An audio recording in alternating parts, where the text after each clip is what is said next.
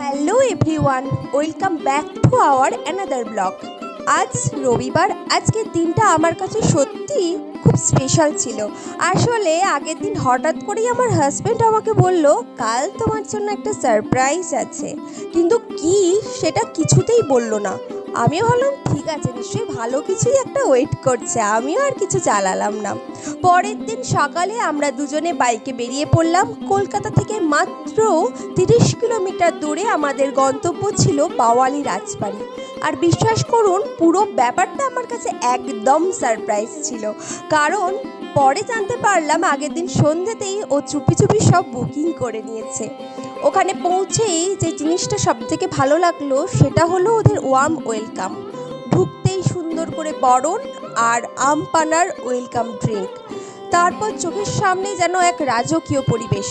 চারিদিকটা এত সুন্দর করে সাজানো, এত শান্ত পরিবেশ, মনে হচ্ছিল যেন কয়েকশো বছর আগে বাংলার রাজবাড়িতে এসে পৌঁছে গেছি। সব থেকে ভালো লেগেছিল একটা বিষয়, অনেক মানুষ এসেছিল, কোথাও কোনো ভিড় ছিল না, কিন্তু প্রত্যেকে নিজের প্রিয় মানুষের সঙ্গে খুব শান্তভাবে নিজের মতো করে সময় কাটাতে পারছিল। আমরা ধীরে ধীরে পুরো রাজবাড়িটা সুন্দর করে ঘুরে দেখলাম। প্রতিটা কোণেই ইতিহাসের ছোঁয়া।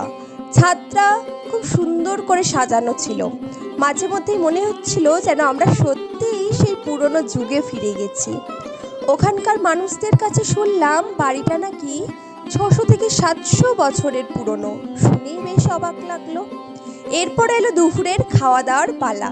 পুরো খাঁটি বাঙালিয়ানার খাবার, কি আর বলবো, স্বাদে আর গন্ধে ছিল জাস্ট অসাধারণ।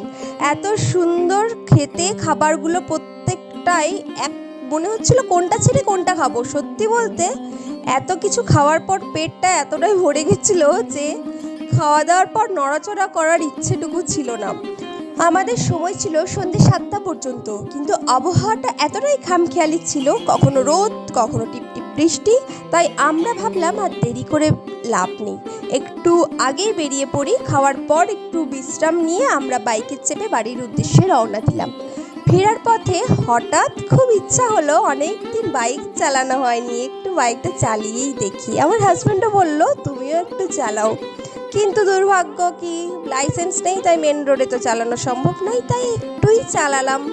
তারপর ওনার হাতে আমি দিলাম বাইক। তারপর আস্তে আস্তে বাড়ির পথে রওনা হলাম।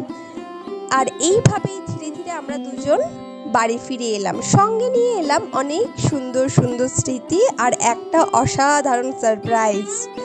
যদি এই ভিডিওটা ভালো লেগে থাকে তাহলে অবশ্যই লাইক কমেন্ট করতে ভুলবেন না।